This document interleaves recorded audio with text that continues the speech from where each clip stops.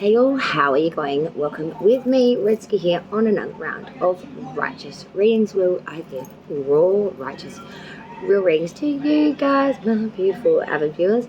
How are you going today? I hope you're having an exceptional day. I hope you've had a wonderful week, weekend, or wherever you are in your neck of the woods, in your cycle of the ship of life. I hope it's a good one. I hope it's nevertheless, I hope you are doing well as we are here down in Oz.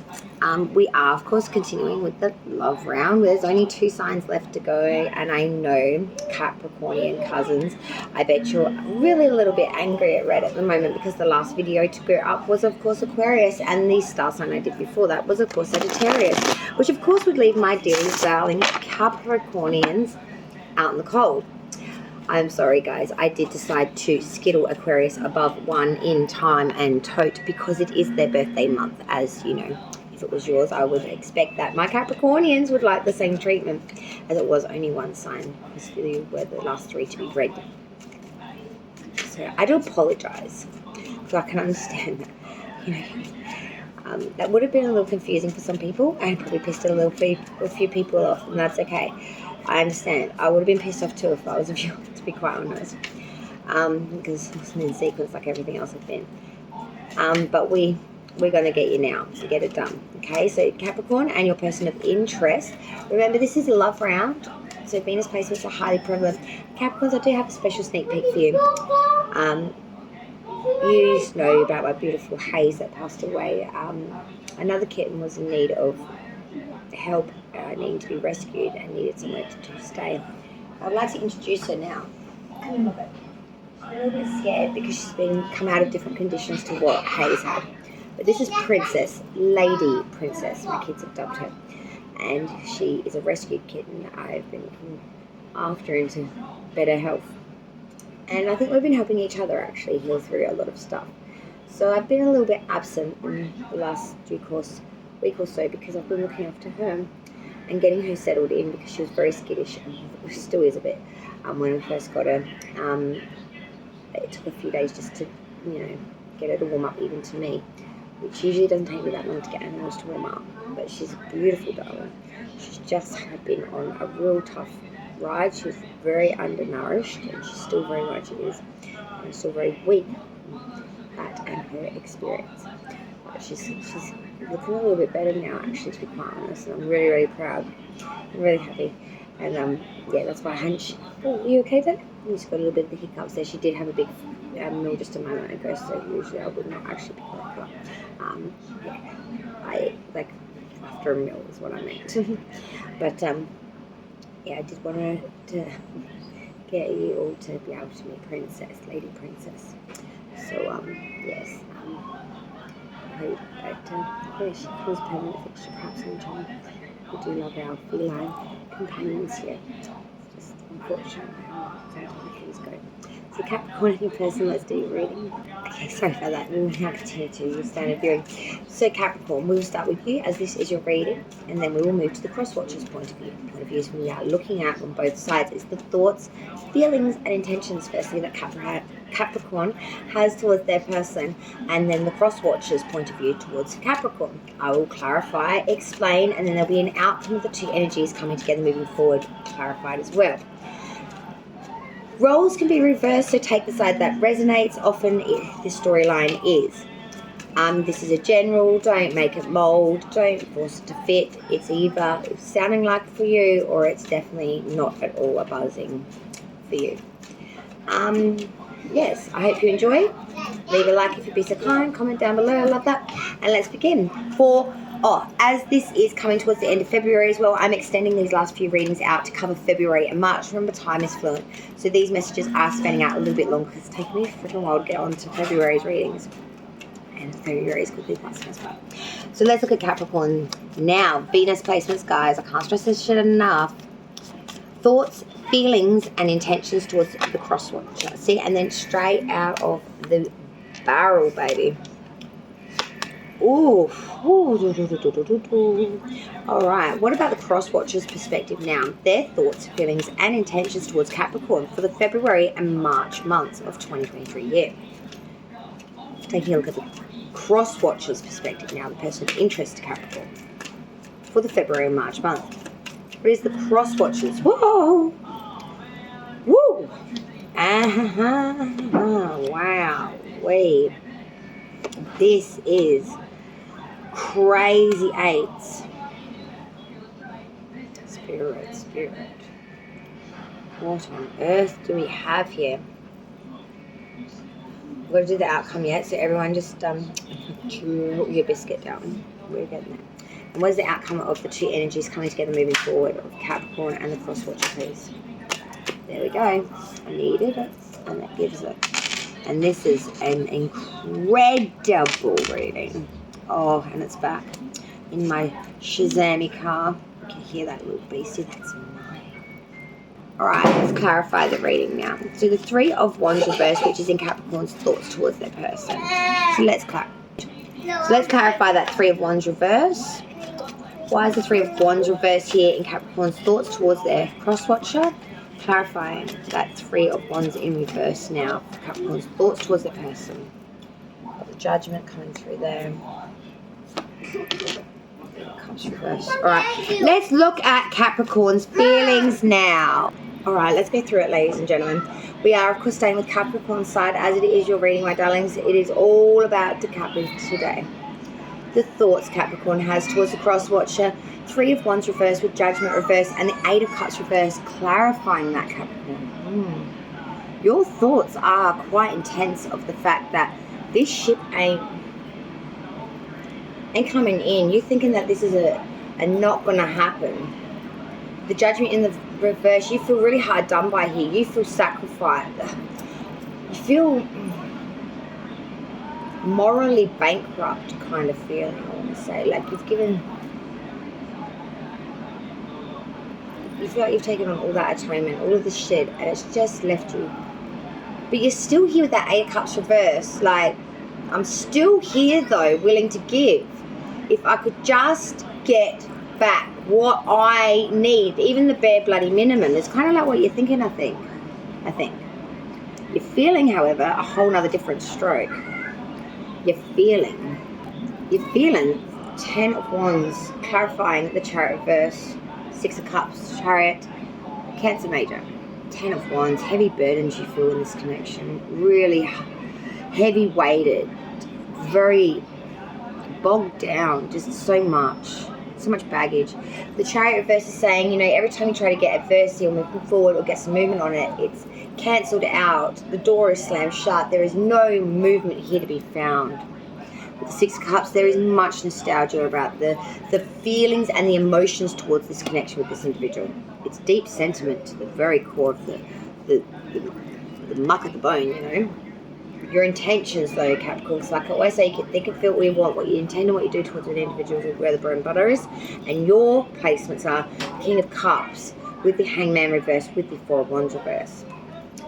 There is a lot of emotion, attainment and attachment to this individual, even though you may be trying to play it off cool, like it's not all that full on. Hangman reverse is saying that there is still much to learn about this connection, and there's something that you're not understanding, which is really bringing things into disalignment, or just showing that there is a disalignment here to how you think and feel and how you actually resonate.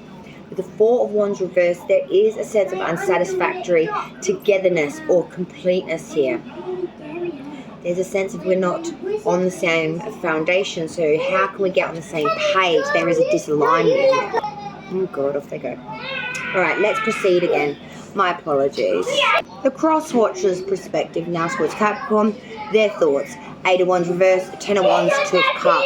Wow. Eight of Wands reverse is saying they're really thinking they should be blocking, running to the side, taking a side step. There is a sense of being a bit ruined or pained here, like everything else has been forsaken, so now it's... Let's continue now. The cross-watcher's perspective now towards Capricorn. We had the thoughts, the Eight of Wands reversed, the Ten of Swords with the Two of Cups. Now the cross-watcher's thoughts are conflicted, but it makes sense.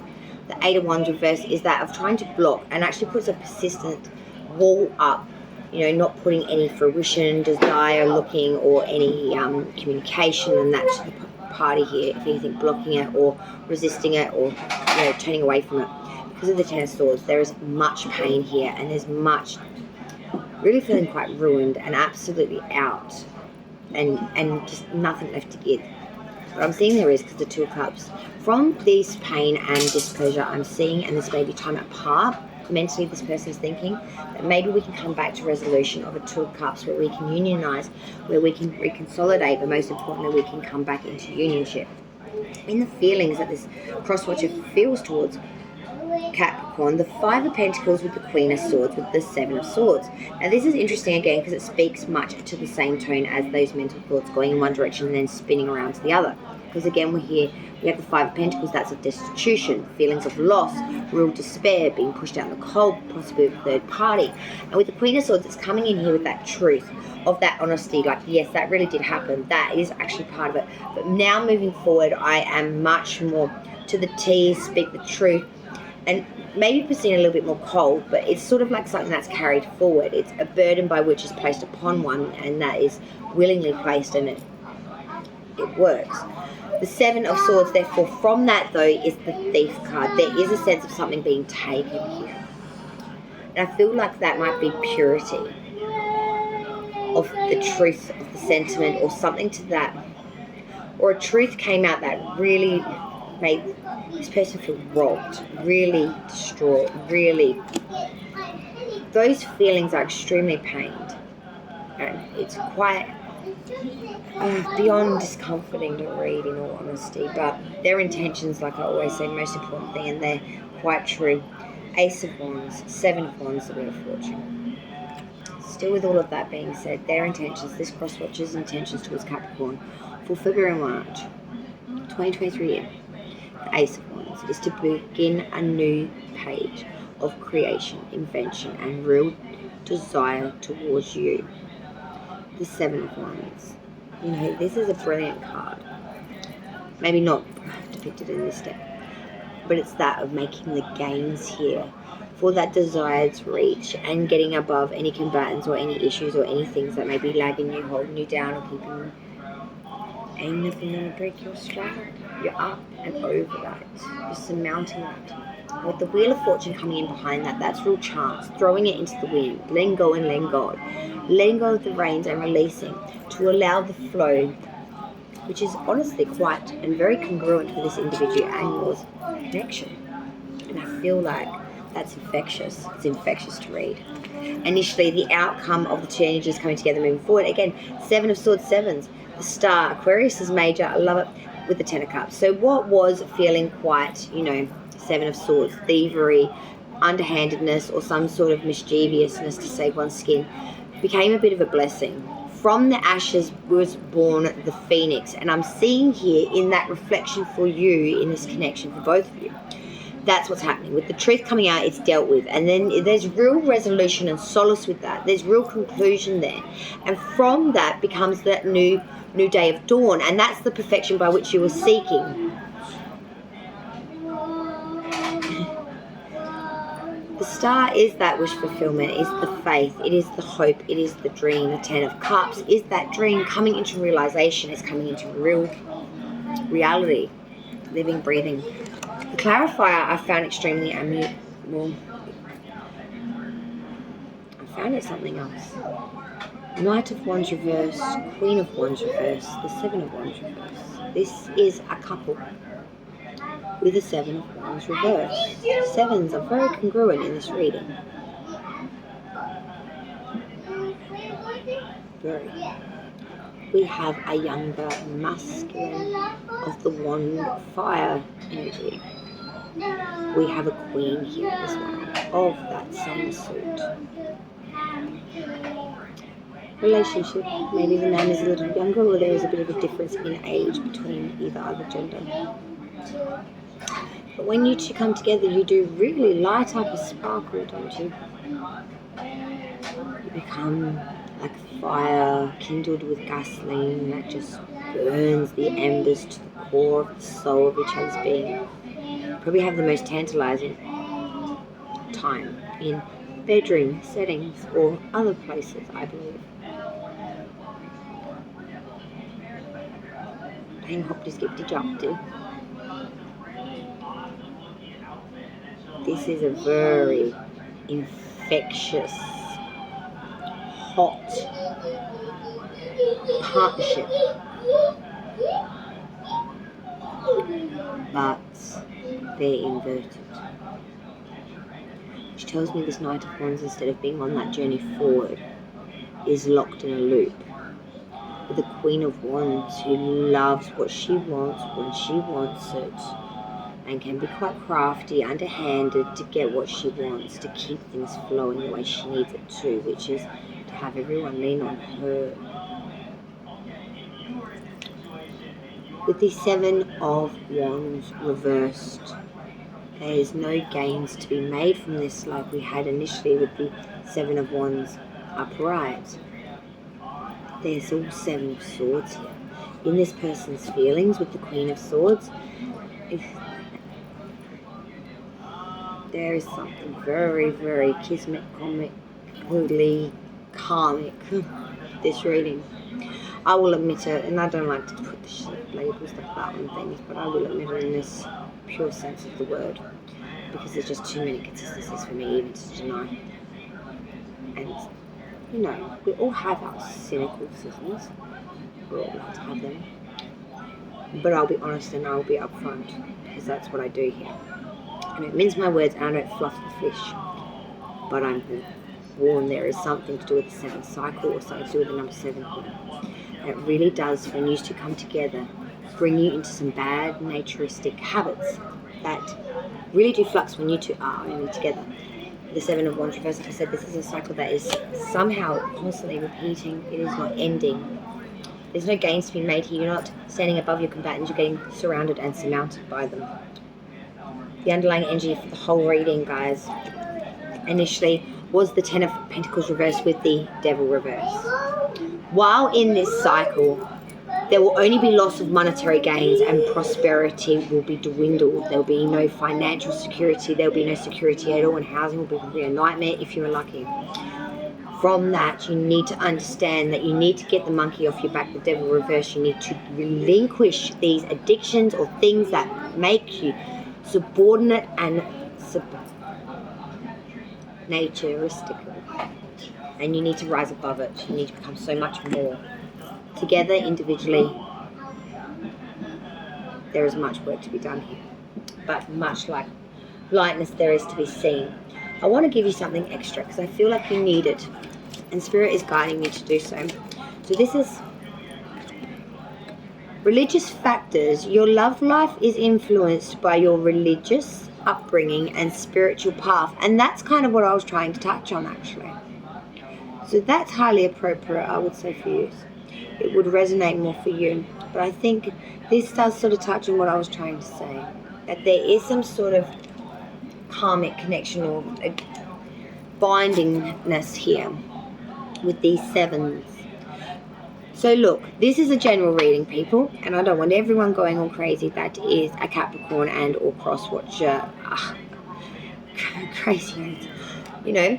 But I will admit this is a very interesting reading. Now, with that being said, it is general. Do not make this mold for you. If this is the reading for you, you're going to know it straight away, okay? Alright, there is no if and buts here. This is made, obviously, very, almost seems a little tailored for some special individual out there that needs this message, people. Okay?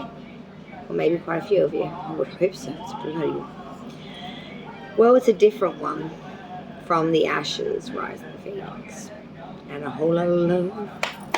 I gotta go, guys. Love yous. Capricorn and cross watcher. Till we meet again. Ciao, darling.